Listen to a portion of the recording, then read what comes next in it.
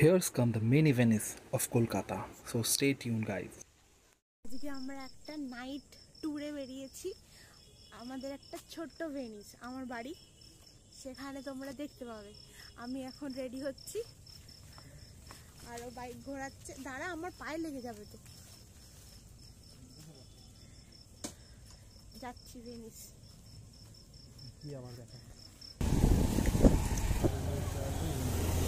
আমরা যাচ্ছি বড় রাস্তা দিয়ে ঘুরে যাবো আজকে, অনেকটা ঘুরে ফিরে।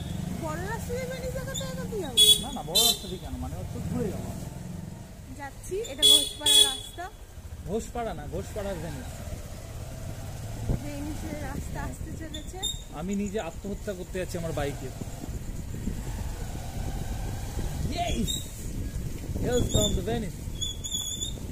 দেখো বন্ধুরা, লিটারালি এক হাঁটু জল, লিটারালি এক হাঁটু জল।